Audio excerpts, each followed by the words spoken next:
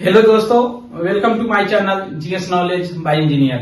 मैं Chandrabhushan Kumar, electrical engineer, railway. आज हम लोग पढ़ेंगे परमाणु संरचना के बारे में, यानी कि परमाणु के स्ट्रक्चर, बनावट के बारे में।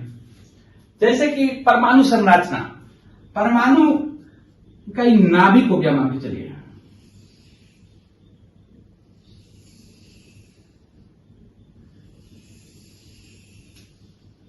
ये डिफिनिट पाथ हो गया। ये परमाणु का नाभिक है जिसमें रहता है प्रोटॉन प्लस न्यूट्रॉन। ये डिफिनिट पाथ पे इलेक्ट्रॉन चक्कर काटता रहता है।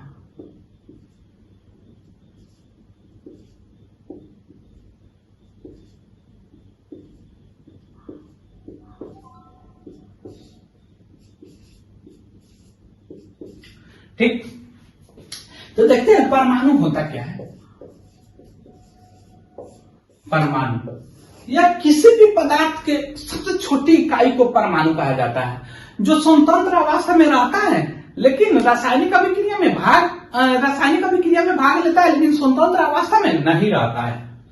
तो यह क्या रासायनिक अभिक्रिया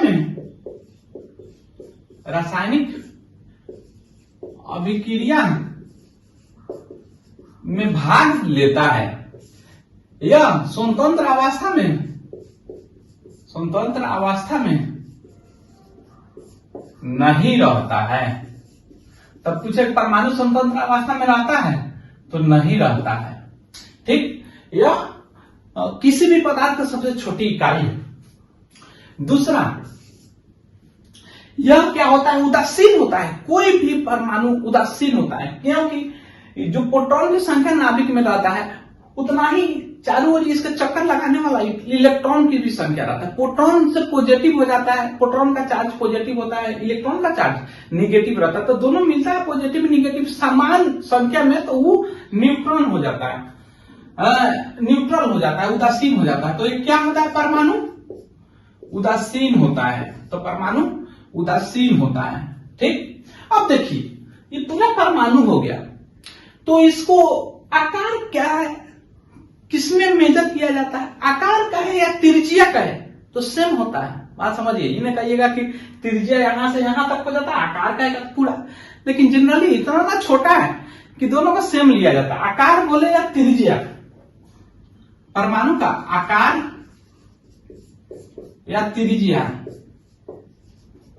लगभग सेम रहता है। 10⁻⁻10 मीटर।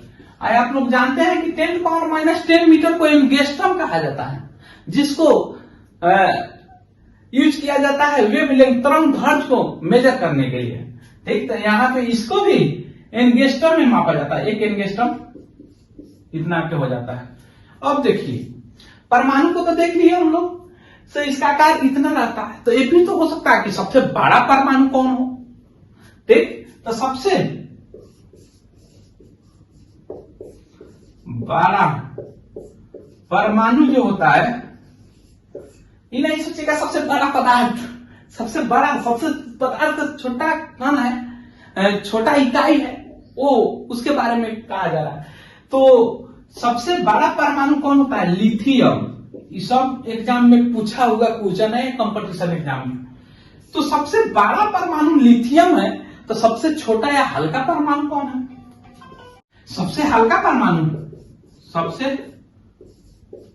हल्का परमाणु जो है हाइड्रोजन आयन। हल्का का ये, छोटा का ये। ठीक, अब देखिए ये तो परमाणु के बारे में देख लिए। अब देखिए इसके नाभिक के बारे में। तो नाभिक जो है, जिस परमाणु के जिस स्थान पर प्रोटॉन और न्यूट्रॉन उपस्थित रहता है उसे नाभिक कहते हैं।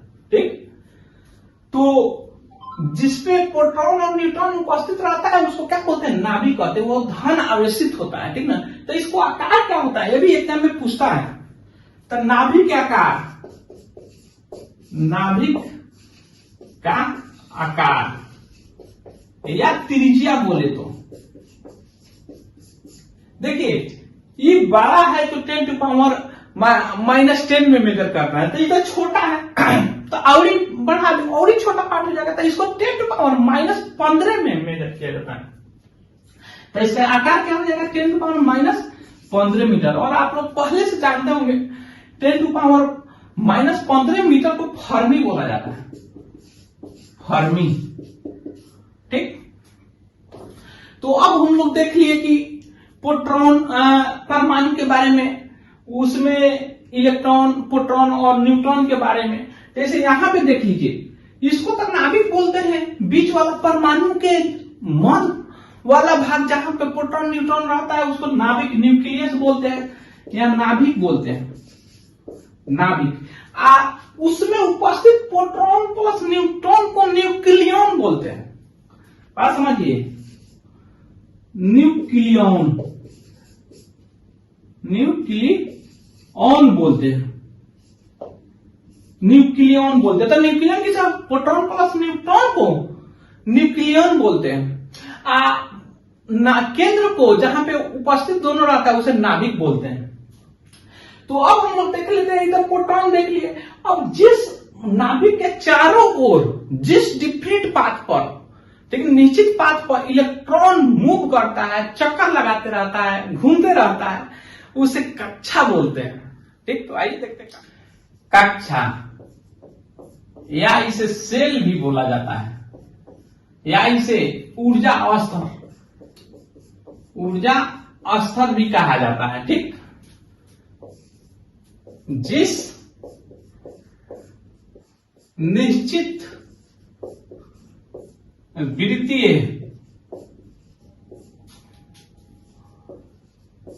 पथ पर इलेक्ट्रॉन चक्कर काटता है, चक्र लगाता है, उसे क्या बोलते हैं, कक्षा बोलते हैं, कक्षा कहते हैं। बात आया समझ में? अब देखिए, नाभिक है, यहाँ पे प्रोटॉन प्लस न्यूट्रॉन है, इसके चारों ओर डिफरेंट वृत्तीय पथ पे चक्कर काट रहा है इलेक्ट्रॉन, ठीक ना। तो इसको हम लोग क्या बोलते हैं, कक्षा बोलते हैं। तो कक्षा तो बोलने को बोल दिया, तो इसको प्रदर्शित कैसे करते हैं? मान के चलिए नाभिक के ऊपर वाला ही फर्स्ट कक्षा है, तो 1 बोल दिया, इसको 2 बोल दिया, इसको 3 बोल दिया। ऐसे ज्यादा इलेक्ट्रॉन रहेगा तो 4 होगा, उससे ज्यादा इलेक्ट्रॉन रहेगा तो 5 होगा। तो ऐसे टेक्निकल में तो ऐसे नहीं बोल, हाँ 1 2 3 ऐसे नहीं बोलेंगे। अभी तो मान के चलिए देख रहे हैं तो बोल दिए हाँ 1 है 2 है, तो दूसरे जगह तो नहीं देखे, जहां नहीं देखेंगे तो वहां पे 2 बोलेंगे तो क्या समझे? तो इसको नामकरण किया गया। तो अगर n का मान, यानी कि कक्षा का मान 1 हो तो उसको क्या बोलते हैं, k बोलते हैं। अगर n का मान 2 हो तो उसको l बोलते हैं। अगर कक्षा का मान 3 हो तो उसको m बोलते हैं। अगर कक्षा का मान 4 हो तो उसको n बोलते हैं। इसी प्रकार से बढ़ते जाता है। ठीक, अब हम लोग तो देख लिए, नामकरण कर दिए कि 1 वाला को k बोलते हैं, 2 वाला को l बोलते हैं, 3 वाला को m बोलते हैं, 4 वाला को n बोलते हैं। उसी प्रकार बढ़ते जाएगा आगे। लेकिन एक में इलेक्ट्रॉन रहेगा कितना? एक्चुअली तो पाथ किसका, इलेक्ट्रॉन का। तो फर्स्ट कक्षा पे कितना इलेक्ट्रॉन मूव करेगा, चक्कर लगाता होगा, दूसरे पे कितना इलेक्ट्रॉन मूव चक्कर लगाता होगा। तो किसी भी पथ पर या कक्ष में मैक्सिमम इलेक्ट्रॉन की संख्या निकाल लेंगे तो उसे पता कर लेंगे कौन कक्ष है उसमें। तो किसी भी, ठीक ना, कक्ष में मैक्सिमम नंबर ऑफ इलेक्ट्रॉन होता है वो 2n² के बराबर होता है। बता समझ में? किसी भी कक्ष में मैक्सिमम इलेक्ट्रॉन घूम सकता है, वो कितना के बराबर? 2n² के बराबर। जहां n क्या है? n है नंबर ऑफ सेल, यानी कि कक्षा की संख्या। जैसे देख लीजिए, n के जगह पर 1 रख लीजिए तो 2 a के पावर 2 बराबर 2। n के जगह पर 1 रखे उसको क्या बोलते हैं? k बोलते हैं। ठीक, वो कक्षा को नाम क्या है? k। उसी तरह से n के जगह पर 2 रख लीजिए तो 8 हो जाएगा। इस कक्षा को n के वाला 2 क्या बोलते हैं? l बोलते हैं। इसी प्रकार से n के जगह पर 3 रख लीजिए तो 18 हो जाएगा। इसको क्या बोलते हैं, m बोलते हैं। इसी तरह से बढ़ते जाता है। तो अब क्लियर कट हो गया कि पहला कक्षा में इलेक्ट्रॉन की संख्या कितना रह सकता है। पहला कक्षा को बोल क्या रहे हैं, दूसरा कक्षा को क्या बोले हैं, उसमें मैक्सिमम इलेक्ट्रॉन की संख्या कितना रह सकता है, तीसरा कक्षा को क्या बोल रहे हैं, नाम क्या दिए हैं, और उसमें मैक्सिमम इलेक्ट्रॉन की संख्या क्या रह सकता है। और जान जाइए कि फर्स्ट है, फर्स्ट से कम नहीं होगा। तो किसी भी कक्षा में कम से कम 2 इलेक्ट्रॉन रह सकता है, उससे कम इलेक्ट्रॉन नहीं रह सकता है। अब तो हम लोग कक्षा देख लिए। अब देखते हैं कि कक्षा में ये तो थोड़ा बड़ा हो गया है, यहां से लेके यहां तक कक्षा है, ये परिपथ, ठीक ना, पूरा पथ है कक्षा। तो इसमें छोटे छोटे कक्षा में बटे रहते हैं, उसे उप कक्षा कहते हैं। जब कक्षा छोटे छोटे कक्षा में बटे रहते हैं तो उसे उस कक्षा को उप कक्षा कहते हैं। यानी देख लीजिए दूसरा का सब सेल बोलिए या उप कक्षा बोलिए या उप ऊर्जा स्तर बोलिए, उप ऊर्जा स्तर। हाँ, एक चीज और छूट गया है, ये देख लीजिए। जो ऊर्जा स्तर की बात आता है तो नाभि के जो नजदीक रहता है उसका ऊर्जा कम, नाभि के नजदीक, ठीक ना, ये नाभि का नजदीक वाला जो कक्षा है इसमें इलेक्ट्रॉन का जो चक्कर लगाता रहता है उस इलेक्ट्रॉन के पास कम एनर्जी रहता है, ठीक ना, इसलिए इसे नाभि पकड़ ले रहता है, कम ऊर्जा होता है, कम ऊर्जा। और सबसे बाहरी जो कक्षा होता है उसमें सबसे ज्यादा ऊर्जा होता है। बाहरी कक्षा के पास, बाहरी कक्षा जो होता है सबसे अधिक ऊर्जा होता है। तो समझ गया ऊर्जा के बारे में। जो नाभि के नजदीक होगा वो कम होगा, उसमें ऊर्जा, यानी कि n बराबर 1 में सबसे कम, n बराबर सबसे लास्ट रहेगा, यानी कि जो बाहरी कक्षा रहेगा उसमें ऊर्जा सबसे अधिक रहेगा। इसीलिए देखिएगा कि इलेक्ट्रॉन का आदान प्रदान जो होता है वो बाहरी कक्षा से ही होता है।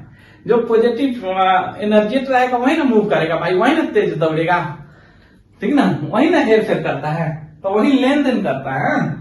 जिसके पास एनर्जी रहता है, जिसके पास पैसा रहता है वही देता है और लेता है, जिसके पास पैसे नहीं रहेगा वो क्या देगा और लेगा, इसलिए बनाया जाता है, ठीक ना। तो न्यूक्लियस के पास वाला सबसे कम ऊर्जा रहता है, इसलिए वो ऊर्जा रहता है, इसलिए बनाया रहता है। अब बाहर वाला सबसे ज्यादा ऊर्जा रहता है, इसलिए वो हेर फेर करते रहता है। तो देख लिए। अब देख लेते हैं उप कक्षा के बारे में। जो कक्षा 4 उप कक्षा में बटे रहते हैं, अर्थात देखिए कक्षा छोटे छोटे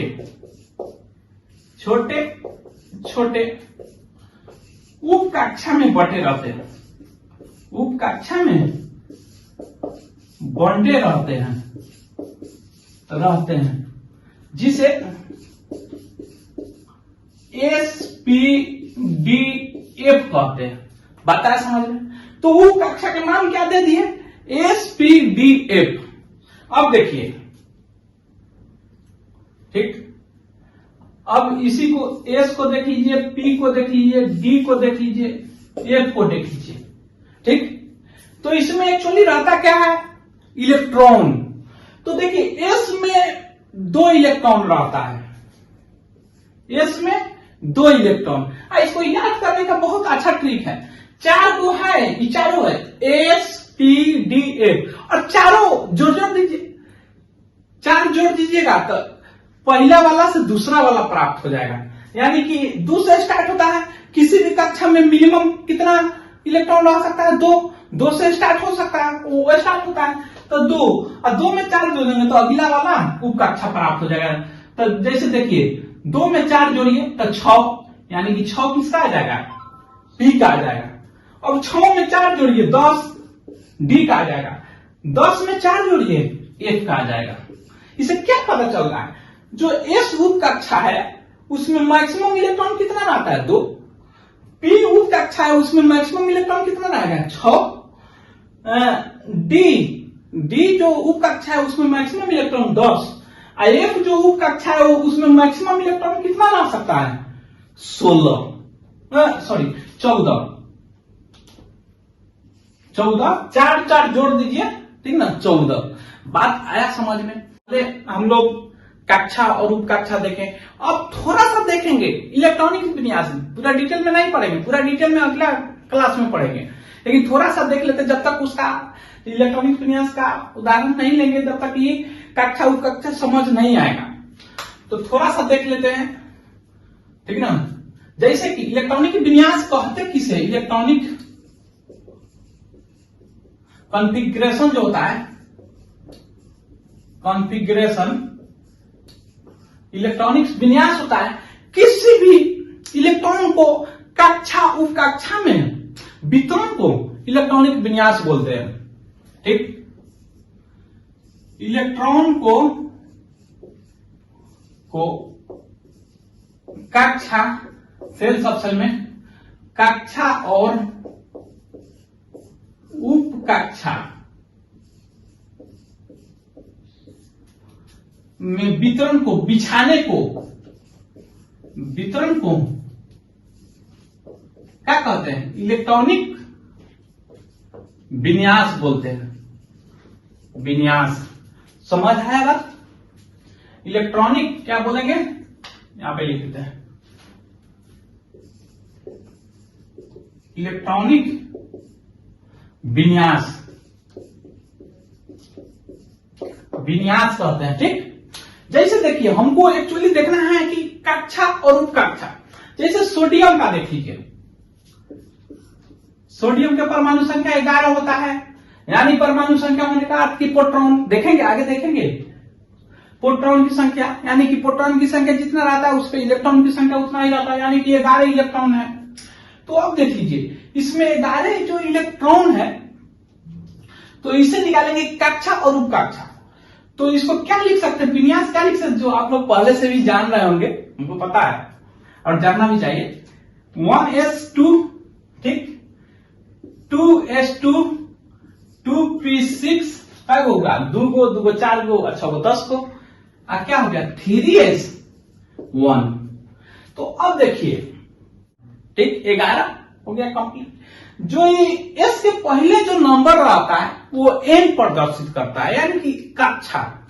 तो 1 है, एन के जगह पर 1 है, तो क्या हो जाएगा? के। जैसे हम लोग ले रहे थे ना, एन इक्वल टू 1 के आ रहा था। 2 है एन के जगह पर, तो क्या हो जाएगा? एन। एन के जगह पर 3s1 है, यानी कि 3 है एन के जगह पर, तो क्या हो जाएगा? एम। तो के एल एम क्या था? कक्षा की संख्या था, कक्षा का नाम था, ठीक। अब देखिए इस के में कितना इलेक्ट्रॉन है? 2, ठीक। इसमें कितना इलेक्ट्रॉन है? 8। इसमें कितना इलेक्ट्रॉन है? 1। तो सोडियम का इलेक्ट्रॉनिक्स विन्यास निकाले तो क्या बोलेंगे? फर्स्ट कक्षा में 2 इलेक्ट्रॉन, सेकंड कक्षा में 8 इलेक्ट्रॉन और थर्ड कक्षा में 1 इलेक्ट्रॉन। कंप्लीट। अब देखे कि ये तो निकाल लिए, लेकिन हम कब कह रहे थे उप कक्षा के बारे में? ये तो कक्षा हो गया, ये हो गया कक्षा, ये हो गया इलेक्ट्रॉन की संख्या, नंबर। अब क्या हम लोग उप कक्षा के बारे में भी चर्चा करेंगे ना? तो उप कक्षा क्या हो गया? तो अब देखिए के वाला, यानी कि एक कक्षा में कई वो कौन उप कक्षा हो गया? उप कक्षा का नाम किसमें दिए हैं? SPDF, ठीक। तो इस कॉन्फ़िगरेशन के लिए, सोडियम के कॉन्फ़िगरेशन के लिए उप कक्षा के में कौन उप कक्षा के में कौन उप कक्षा है? एस। देखिए एक यही ना है, एस है, ठीक। अब देखिए कक्षा 2 में कौन कौन उप कक्षा आया है? तो क्या? एस और पी, ठीक।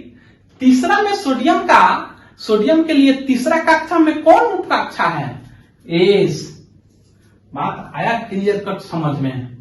तो कक्षा 1 में एस हुआ उप कक्षा, कक्षा 2 में एल में एसपी हुआ, ठीक है। कक्षा 3 में एस हुआ। किसके लिए? सोडियम के लिए। अगर मैग्नीशियम के लिए ले लीजिएगा एल्युमिनियम के लिए लीजिएगा, कैल्शियम के लीजिएगा तो बढ़ेगा। इसमें अब तीसरा मान बढ़ेगा, तीसरा कक्षा में ज्यादा आएगा, SPDF आएगा भी, ठीक ना।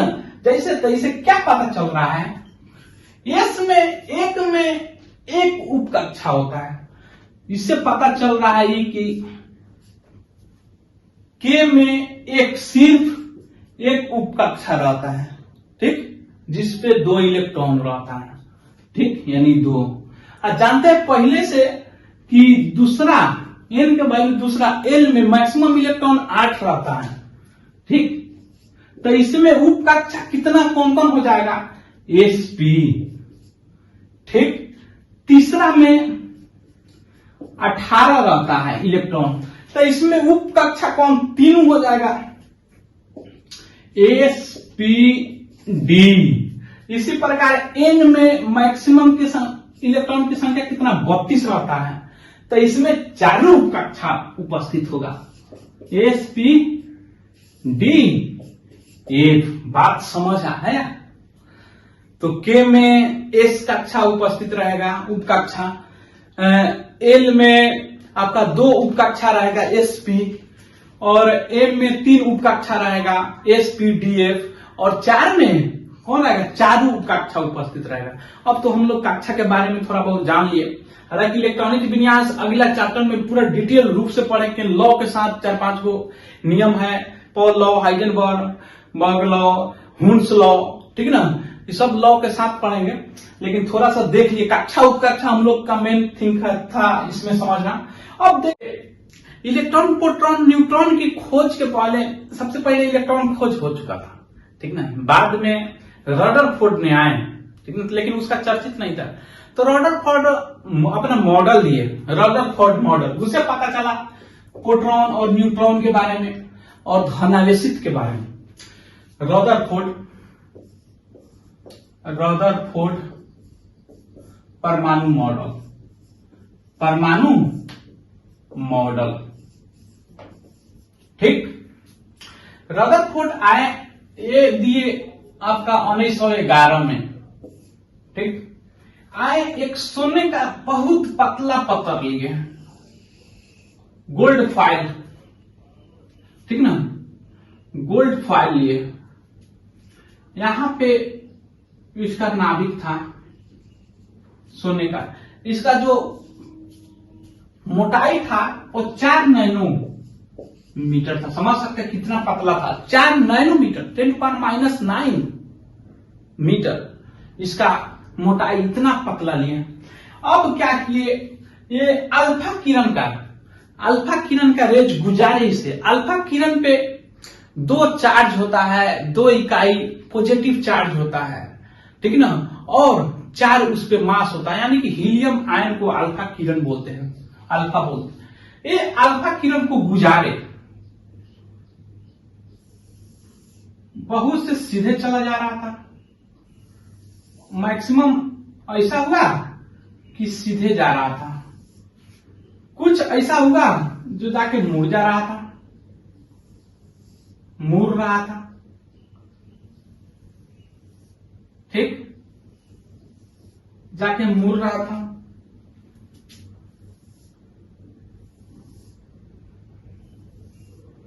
ठीक ना, कुछ ऐसा हुआ, रदरफोर्ड ने क्या किया, कुछ ऐसा पार्ट था उसके साथ सेंटर पे गुजारा। अल्फा किरण जो है ये पॉजिटिव होता है, अल्फा रेज,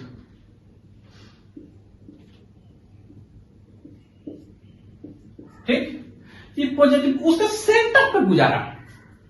तो क्या होगा, सेंटर पे जाने के बाद, सेंटर पे गया, लौट गया, अल्फा रेज गया और लौट आया। अब मैक्सिमम 95% कहिए वो क्या सीधे गुजर जा रहा था, ठीक। तो ये तो पॉजिटिव चार्ज है, अल्फा किरण पे क्या आपका होता है, 4 2 होता है, पॉजिटिव 2 यूनिट चार्ज होता है अल्फा पे, यानी कि पहले से अंडरस्टूड है, समझ है कि अल्फा किरण हम पॉजिटिव रेज को फ्लो करवा रहे हैं, ठीक ना। तो मैक्सिमम से देखा 95+ परसेंट से देखा कि सोझे चला जा रहा है, कोई डिस्टर्बेंस नहीं, सोझे आया सोझे चला गया, आया चला गया।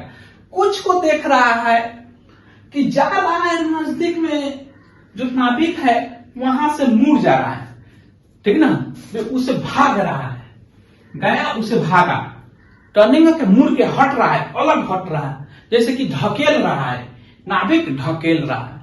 तो कुछ को उससे सब सेंटर पे गुजारा रदरफोर्ड ने, तो देखा कि इसे टकरा के सब पे पीछा लौट आया, जैसे गया सीधा और सीधा ही पीछा लौट आया सेंटर पे जाके। तो इसे निष्कर्ष क्या निकलता है, तो आइए देखते हैं। सबसे पहले रदरफोर्ड ने निष्कर्ष निकाला, अधिकांशतः अल्फा किरण जो है ऐसे बह गया। तो आप ही बताइए, चला गया। जब खोखला खाली रहेगा कोई भी स्थान, मान के चलिए ये स्थान है कोई, कुछ भी ये खाली है, भरा नहीं, इसी पे ये बोर्ड में छेद कर दीजिए, खाली कर दीजिए, इसमें कोई भी चीज फेंकिए बाहर चला जाएगा। इतना दूर खाली कर दीजिए, दीवार को काट दीजिए, बोर्ड के इतना दूर काट दीजिए, तो ये खाली कर दीजिए, होल कर दीजिए, तो इस तरह फेंकिए, कोई भी चीज बाहर चला जाए, कोई रुकावट नहीं होगा। तो इसी तरह से रुकावट नहीं हो रहा था, जिसको बोला कि परमाणु का अधिकांशतः भाग खोखला है, खाली है। तो क्या बोला, परमाणु के अधिकांश भाग खाली है, खाली है, ठीक। अब देखा कि कुछ जो अल्फा किरण है वो भाग रहा है, सेंटर की तरफ जा रहा है, तो वो हट जा रहा है, उसे लग रहा है कि सेंटर उसको ढकेल रहा है, बीच का मध्य भाग है उसको ढकेल रहा है, दूर भगा रहा है। तो इससे पता चलता है कि परमाणु के जो नाभिक में है उसमें प्रोटॉन है, पॉजिटिव धनावेश है, क्योंकि पहले से ही जानते थे कि अल्फा प्लस है, पॉजिटिव है। हम जानते हैं कि पॉजिटिव को ढकेलता है, दूर भगाता है, तो ये पॉजिटिव है, यहाँ पे कौन पे जो सेंटर में पॉजिटिव है, इसलिए इसको भगा रहा है। यहाँ पे जा रहा है किरण, लेकिन भाग जा रहा है, जिससे पता चलता है कि क्या नाभिक में धनावेशित है। नाभिक क्या है, नाभिक, परमाणु के नाभिक क्या है, धनावेशित है, धनावेशित, ठीक। अब देखिए बीच वाला ये तो पता चल गया कि पॉजिटिव भगा रहा था, जिससे पता किया कि धनावेशित यानी कि पॉजिटिव चार्ज है नाभिक में, ठीक। अब देखिए उसका समय बीचों बीच गुजारा था, जैसे देख लीजिए खोखला होगा तो भाग जाएगा, ठीक। कम होगा, अगर पानी होगा तो वहीं पे कुछ फेंकिएगा तो वहीं पे रह जाएगा पानी में, ठीक ना, न भागेगा न आएगा लौट के, वहीं पे उपलाने लगेगा, ठीक। अगर ठोस होगा तो फेंकिएगा तो लौट के आ जाएगा, इसी पे देखिए फेंके लौट के आ गया, जैसे ही फेंके बैक आ गया। तो ठोस है पकड़ी ना, मतलब लिक्विड रहता तो आता नहीं, वहीं पे रहता। अगर गैस रहता तो भाग जाता, तो वहीं बीचों बीच गुजारा, तो जैसे गिर गया लौट के आ गया। तो निष्कर्ष निकाला यहाँ पे ठोस है, नाभिक क्या है, ठोस है। तो क्या निकाला, परमाणु के नाभिक, परमाणु के नाभिक ठोस होते हैं, ठोस होते हैं। तो 3 को रदरफोर्ड के जो गोल्ड फॉइल मॉडल था, परमाणु मॉडल था, जो अल्फा किरण बॉम्बार्डेड किया गोल्ड फॉइल को, उससे 3 निष्कर्ष निकाला कि परमाणु का अधिकांश भाग खोखला है, दूसरा चीज जो नजदीक में जा रहा था वो भाग रहा था, यानी कि पॉजिटिव ढकेल रहा था एक दूसरे को। तो निकाला कि नाभिक उसका क्या होता है, पॉजिटिव चार्ज होता है। तीसरा उसको बीचों बीच गुजरा तो वो पीछे लौट के आ गया, तो कहा कि ठोस है। 3 वो चीज निकला। अब ये हल्ला करने लगा, 1911 में निकाला रदरफोर्ड ने, क्या कि हल्ला करने लगा कि हम निकाल लिए परमाणु में प्रोटॉन रहता है नाभिक में, अधिकांश भाग खाली है। तो उसी का पार्टनर था आपका गोल्डस्टीन, ठीक। उसका पार्टनर क्या था, गोल्डस्टीन। 1911 में ही खोजा परमाणु मॉडल को रदरफोर्ड ने, ठीक ना, खोजा, यानी कि इसका निष्कर्ष निकाला, हल्ला करने लगा, चपन वपन लगा। तो गोल्डस्टीन कह रहा हाँ क्या क्या निकाले हैं, तो ये कहा कि अधिकांश भाग खाली है और नाभिक में प्रोटॉन पॉजिटिव चार्ज है, ठीक है ना, धनावेशित है, ठोस है। तभी कहा कि हाँ, तो गोल्डस्टीन इसको नाभिक को निकाला, देखे कहां पे एथी है, धनावेशित है, तो उसको निकाला, खोल के निकाला, देखा, एक्सपेरिमेंट किया, तो वो कह रहा है कि यही धनावेशित है, तो रदरफोर्ड कह रहा है कि हाँ, तो उसको निकाला, तो वो देखा इसमें निकाल रहा है, तो जो धनावेशित था उसका भार अधिक था, ठीक ना, लेकिन वो जो निकाला एक कौन उसमें से निकाला, उसका देखा कि भार इससे लगभग आधा है और इसका चार्ज इकाई है, तो उसको रदरफोर्ड को दिया, ठीक ना, तो कहा कि हाँ यही पॉजिटिव है, यही कनवा पॉजिटिव है, तो रदरफोर्ड हाँ यही कनवा पॉजिटिव है, तो नाम रदरफोर्ड रख दिया, हाँ यही तो है प्रोटॉन, ठीक। तो क्या 1911 में ही कौन खोजा, आविष्कार प्रोटॉन का कौन आविष्कार किया, गोल्डस्टीन, नाम कौन रखा प्रोटॉन, रदरफोर्ड, ठीक है ना। तो क्या देखिए आविष्कार कौन किया, प्रोटॉन, गोल्डस्टीन।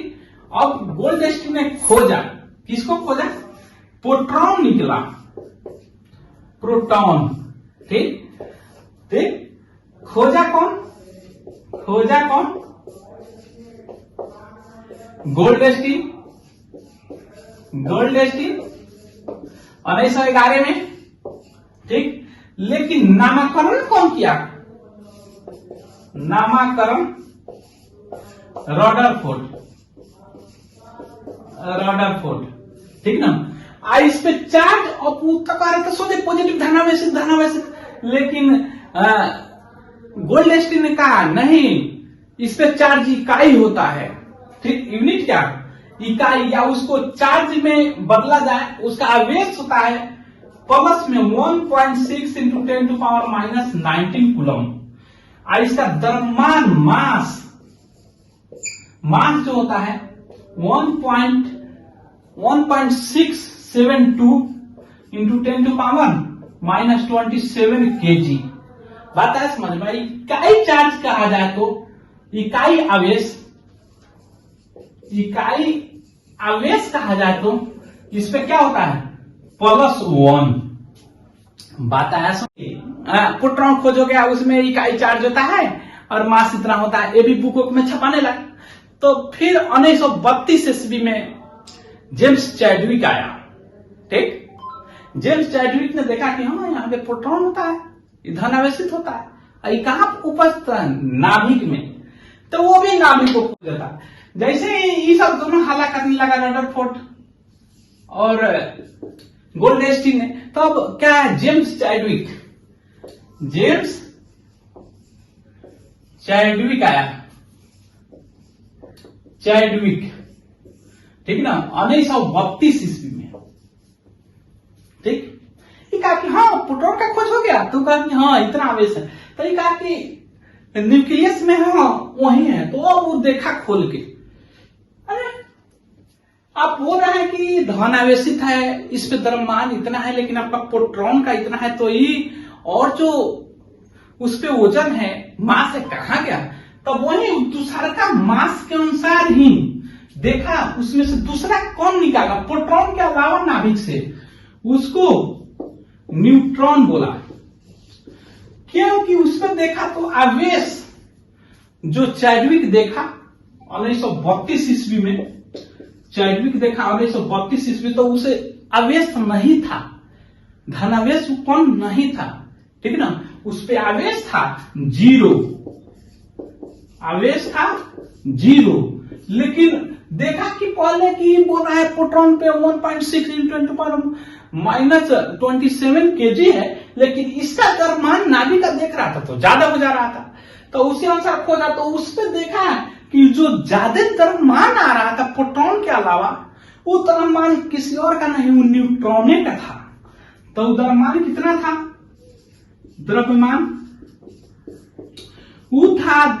आपका था 1.674 10⁻⁻27 kg।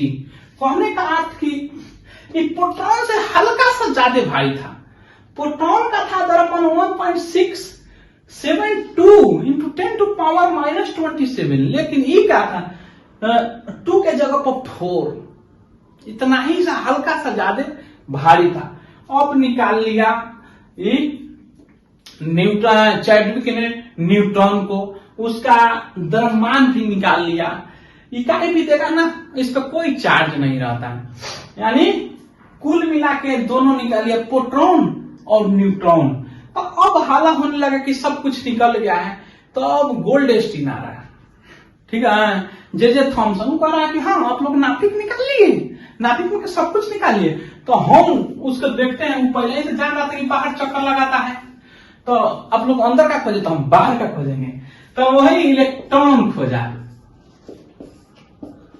ठीक, जो इलेक्ट्रॉन विपरीत पाथ पे गति कर रहा था वो खोजा कि आप लोग अंदर का खोजे तो हम बाहर का, आप लोग धनावेशित खोजे तो हम ऋण आवेशित खोजेंगे। क्या बोला जे थॉमसन ने इलेक्ट्रॉन का खोज किया। ये आपको समझाने के लिए हम बाद में बोल दिए, लेकिन इलेक्ट्रॉन का खोज पहला ही हो चुका था 1897 ईस्वी में, ठीक ना। क्या जे थॉमसन ने इलेक्ट्रॉन का खोज किया, इलेक्ट्रॉन का खोज किया, हाँ खोज किया 1897 ईस्वी में। उस पे आवेश जो होता है -1 होता है, इसका वैल्यू, आवेश का वैल्यू होता है 1.6 × 10⁻⁻19 कूलम, ठीक ना। इसका जो मास होता है वो होता है आपका 9.11 × 10⁻31 kg। बात आया समझ में। अब हम लोग देख लिए इलेक्ट्रॉन, प्रोटॉन, न्यूट्रॉन के बारे में, ठीक। अब समरी थोड़ा सा देख लेंगे, ठीक ना। इसमें इलेक्ट्रॉन हो जाएगा, इधर प्रोटॉन हो जाएगा, इधर न्यूट्रॉन हो जाएगा, हाँ। यहां पे आपका हो गया क्या, चार्ज, पहले नाम, नेम, ये इलेक्ट्रॉन हो गया, ये प्रोटॉन हो गया, ये न्यूट्रॉन हो गया, ठीक। यहां पे आपका हो गया आवेश, ठीक। तो इस पे आवेश होता है -1.6 × 10⁻⁻19 कूलम। इस पे जितना आवेश होता है इसके उल्टा पॉजिटिव होता है, ठीक। तो +1.6 × 10⁻⁻19 कूलम, इस पे 0 होता है। यह डेट यानी तारीख, कब खोज हुआ था, तारीख, यह 1897 ईस्वी में ही खोज हो गया था।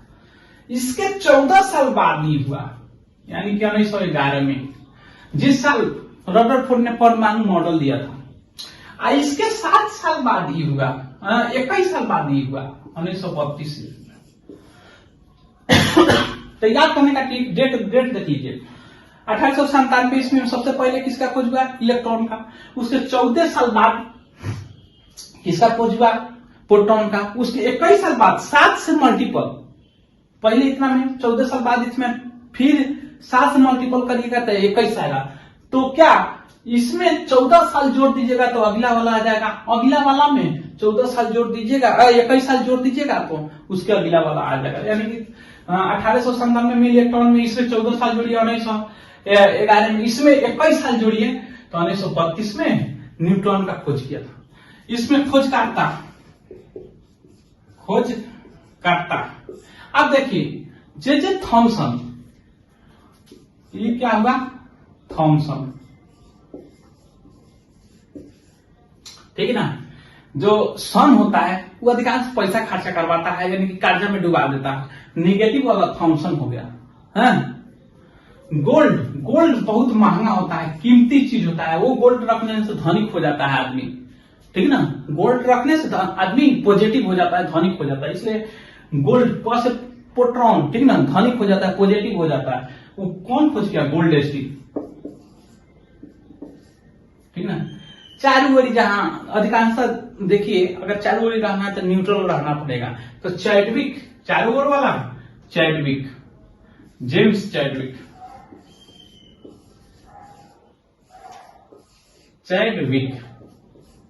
खोज किया। इसका मास देख लीजिए, द्रव्यमान। इसका जो द्रव्यमान होता है बहुत हल्का रहता है, हल्का रहता है, चारों ओर चक्कर आप देखते रहिएगा, जो घूमता फिरता रहता है वो हल्का रहता है, ठीक ना। तो इसका हल्का रहता है। ये क्या 9.1 इंटू 10⁻31 केजी रहता है।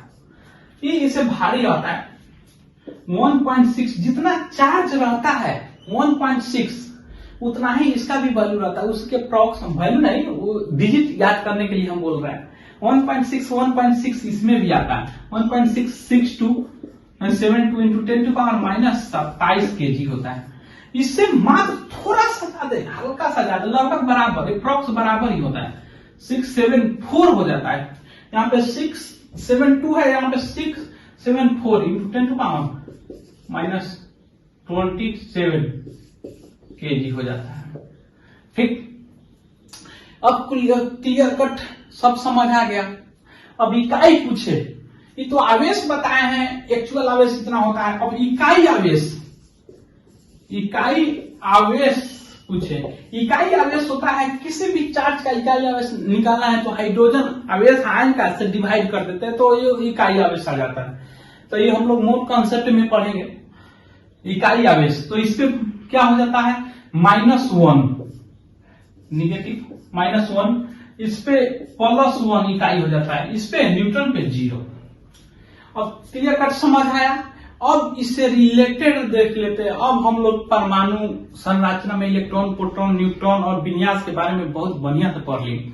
अब थोड़ा सा इलेक्ट्रॉन, प्रोटॉन, न्यूट्रॉन के बारे में देख लेते हैं, परमाणु क्रमांक, परमाणु संख्या के बारे में। अब हम लोग पढ़ेंगे परमाणु क्रमांक किसे कहते हैं, परमाणु द्रव्यमान या द्रव्यमान संख्या किसे कहते हैं।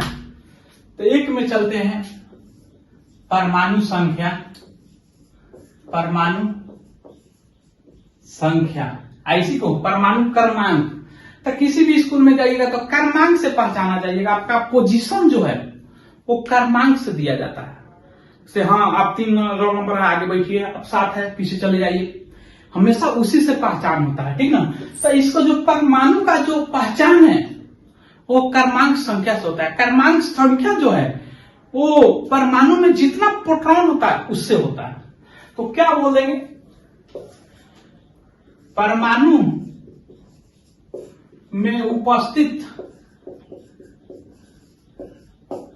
प्रोटॉन की संख्या को परमाणु संख्या कहते हैं, परमाणु संख्या कहते हैं, ठीक। इसको सूचित करते हैं, सूचित जो है उसे क्या किससे करते हैं, जेड से, ठीक। तो अर्थात देखिए कोई भी एटम है, जैसे सोडियम मान लीजिए, इस पे 11 होता है, ठीक ना। अब 23 तो 11 हो गया इस पे आपका सोडियम पे। तो ये परमाणु की संख्या है। तो एक परमाणु की संख्या जितना होता है उतना प्रोटॉन की संख्या होता है। अब प्रोटॉन की संख्या जितना रहता है उतना इलेक्ट्रॉन की संख्या होता है। समझ आया। तो यानी कि परमाणु संख्या बराबर प्रोटॉन की संख्या, प्रोटॉन की संख्या बराबर इलेक्ट्रॉन की संख्या। और परमाणु संख्या को तो देखते हुएगा आप, ऐसे लिखा रहता है। तो परमाणु संख्या को कहां लिखा जाता है, इसे परमाणु को बेस में लिखा जाता है, इसे परमाणु के आधार में लिखा जाता है, आधार में लिखा जाता है, लिखा जाता है। आता है समझ में। जैसे देख लीजिए कोई एक परमाणु है तो इसके आधार में परमाणु संख्या यहां पे लिखा जाएगा, परमाणु संख्या यहां पे लिखा जाएगा आधार में। अब परमाणु द्रव्यमान देखते हैं। अब परमाणु द्रव्यमान, परमाणु द्रव्यमान बोलिए या द्रव्यमान संख्या,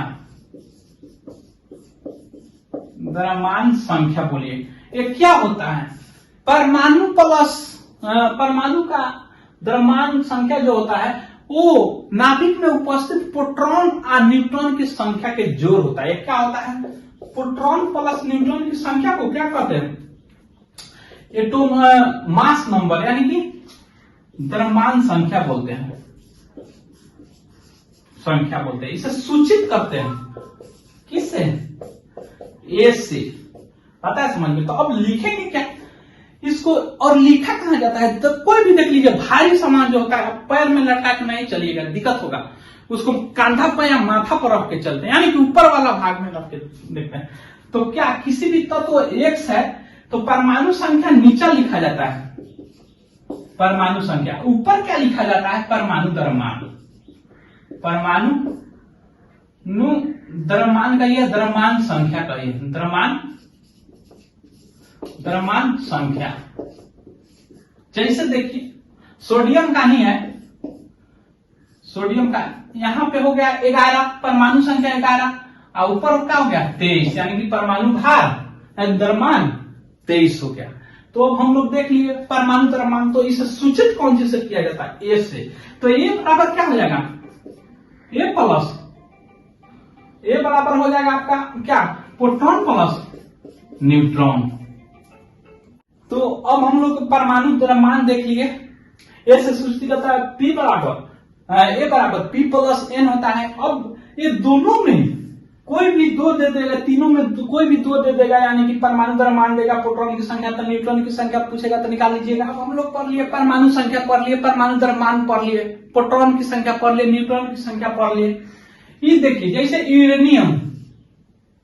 यूरेनियम 92-235 होता है। तो अब आप लोग बताइए कि इसमें प्रोटॉन की संख्या कितना होगा? प्रोटॉन की संख्या कितना होगा? प्रोटॉन की संख्या निकल जाएगा तो परमाणु संख्या निकल जाएगा। परमाणु संख्या कितना होगा?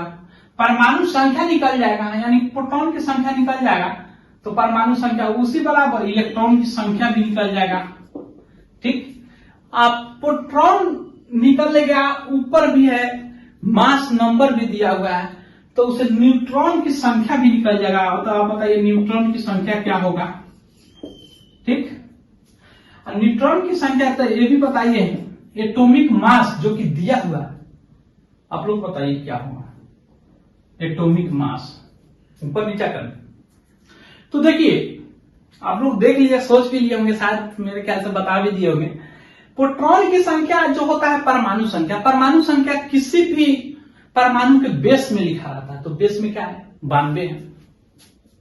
तो प्रोटॉन की संख्या बराबर 92, तो परमाणु की संख्या बराबर कितना हो जाएगा? 92। 92 प्रोटॉन की संख्या परमाणु संख्या, तो प्रोटॉन की संख्या बराबर इलेक्ट्रॉन की संख्या होता है। क्या? जैसे कि P बराबर क्या होता है? E। तो E 92 है तो इलेक्ट्रॉन की संख्या भी 92 हो जाएगा।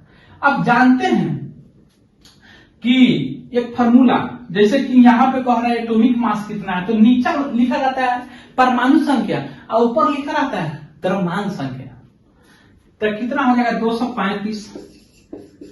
अब देखिए एक दिया हुआ है, ए बराबर हम लोग पढ़ते हैं P प्लस एन। ठीक, तो ये 235 दिया हुआ है, P दिया हुआ है 92, तो क्या n नहीं निकलेगा? है? तो n बराबर क्या हो जाएगा? 235 माइनस 92, 3 हो जाएगा, 1 10, 13 हो जाएगा, 13 में से 9 हो गया 4, 1 हो गया 143। तो न्यूट्रॉन की संख्या कितना हो जाएगा? 143। तो आशा करते हैं कि जितना भी इसके न्यूमेरिकल होगा परमाणु संख्या, परमाणु द्रव्यमान के, आप लोग सभी बना लीजिएगा।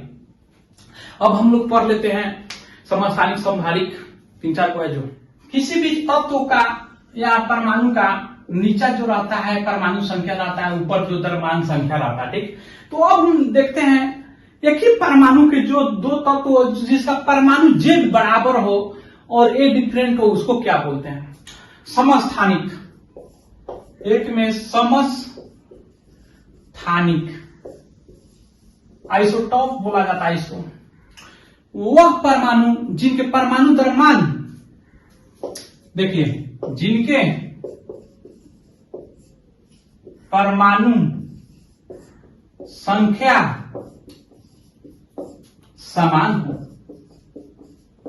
समान हो उसे क्या बोलेंगे? समस्थानिक बोलेंगे।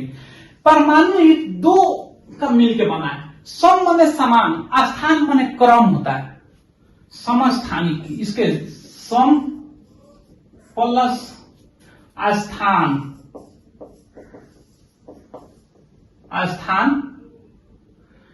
समस्थान होता है। इसी से समस्थानिक से समस्थानिक बना। सम प्लस स्थानिक यानी कि बराबर स्थान वाला।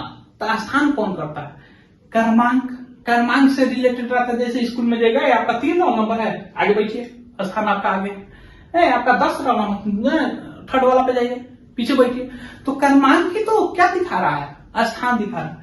इसलिए जिसमें क्रमांक समान हो उसे समस्थानिक कहते हैं। जैसे देख लीजिए, क्लोरीन का 1735 होता है और इसका ही समस्थानिक को क्लोरीन रहता है, उसका होता है 1737 रहता है। तो नीचे वाला समान हो गया, जेड समान हो गया और ए डिफरेंट हो गया, तो ये क्या हो गया? समस्थानिक। तो अब देखिए दूसरा, देखिए समभारिक। सम माने समान, भारिक माने वजन, द्रव्यमान। समान प्लस भार, हम समझाने के लिए लिखे दे रहे हैं। समान भार हो यानी कि क्या एक बराबर हो। इसका कहने का अर्थ क्या? समान का द्रव्यमान संख्या हो, अभिन्न परमाणु संख्या। अब 3 में देखते हैं।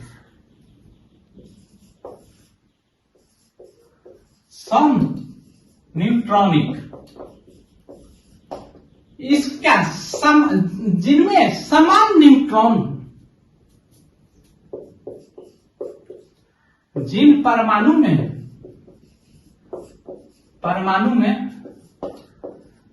समान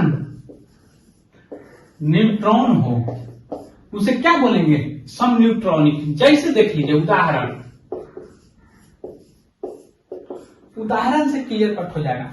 जैसे कि हाइड्रोजन का जो आइसोटॉप्स रहता है 1,3, एक परमाणु संख्या और 3 परमाणु, द्रव्यमान, कोई दिक्कत नहीं है।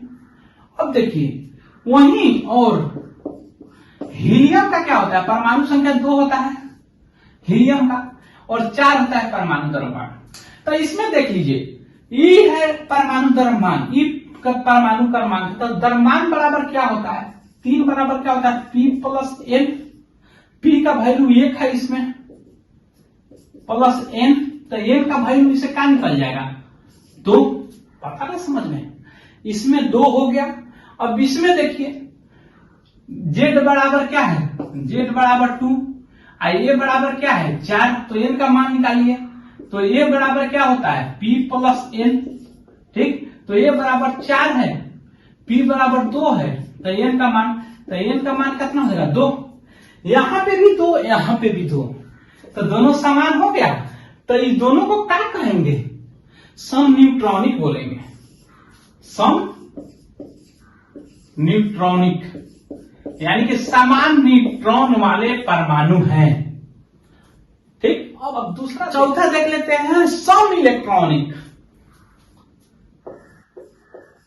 सम इलेक्ट्रॉनिक क्या है? सम माने बराबर, जिसमें इलेक्ट्रॉन की संख्या, वह तत्व या आयन जिसमें इलेक्ट्रॉन की संख्या समान हो, वह तत्व या आयन जिनमें इलेक्ट्रॉन की संख्या समान हो उसे क्या बोलेंगे? सम इलेक्ट्रॉनिक, आइसो इलेक्ट्रॉनिक्स। तो देखिए उदाहरण से,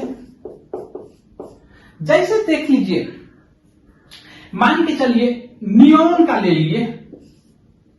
ठीक, नियोन ले लिए, उसी के बाद जो ले लिए सोडियम, सोडियम ले लिए Na, इस पे तो 10 होता है, 11 होता है, इस पे 10 होता है। इसके सोडियम आयन ले लिए, नियॉन परमाणु ले लिए, सोडियम आयन ले लिए। इसी प्रकार से मैग्नीशियम आयन ले लिए जो 2 इलेक्ट्रॉन को खो चुका है। इसी तरह से एल्युमिनियम भी ले सकते हैं, यही दो तीन आयन दीजिए। तो इसमें देखिए जो 10 प्रोटॉन है उतना ही तो इलेक्ट्रॉन हो जाएगा। इसमें इलेक्ट्रॉन की संख्या 10 हो गया।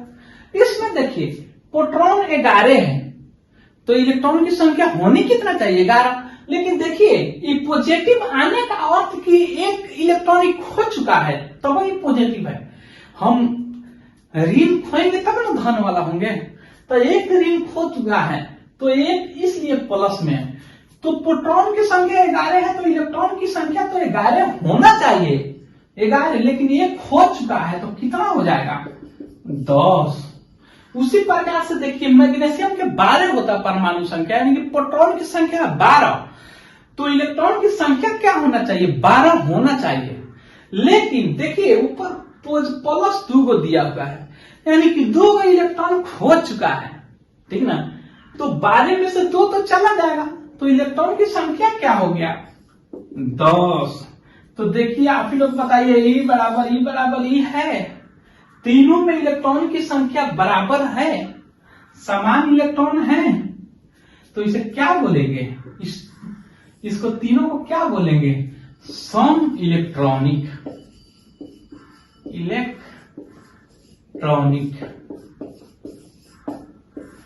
आशा करते हैं इतना मेहनत के बाद आप लोग को जो भी पढ़ा है हम समझ आया होगा। और एक टॉपिक छूट गया है इसमें, क्योंकि नहीं पढ़ा है, लंबा हो गया और भी लंबा हो जाता। इलेक्ट्रॉनिक विन्यास, इलेक्ट्रॉनिक विन्यास में 4-5 नियम भी आते हैं, तो अगले क्लास में हम लोग डिस्कस करेंगे। और जितना भी पढ़ा है आप लोग को समझ आया होगा। अगर आप लोग नए हैं तो प्लीज मेरे चैनल को सब्सक्राइब करें, लाइक करें, कमेंट करें। Thank you.